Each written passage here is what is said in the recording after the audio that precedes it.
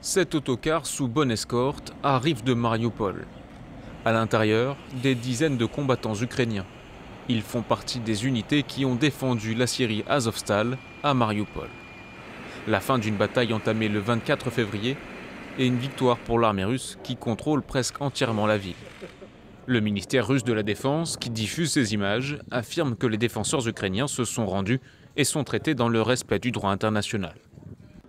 Hier a commencé la reddition des militants de l'unité nationaliste Azov et des soldats ukrainiens bloqués à l'usine Azovstal à Mariupol. Au cours des dernières 24 heures, 265 combattants ont déposé les armes et se sont rendus, dont 51 grièvement blessés. Tous ceux qui avaient besoin de soins médicaux ont été envoyés dans un hôpital de la ville de Novoazovsk, en République populaire de Donetsk.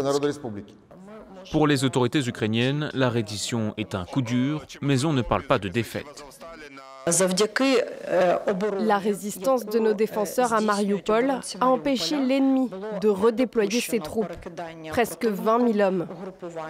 L'ennemi n'a pas pu opérer dans d'autres régions et il n'a pas pu s'emparer rapidement de Zaporijia.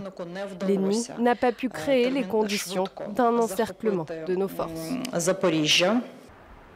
Du côté des familles de soldats et de paramilitaires, on s'inquiète. Le Kremlin considère en particulier le régiment Azov comme un groupe néo-nazi. Qu'est-ce qu'il va arriver à ces hommes? Vous savez comment la Russie traite les gens d'Azov? Ils s'en fichent de savoir s'ils sont du régiment Azov, de la police ou de l'armée en fait.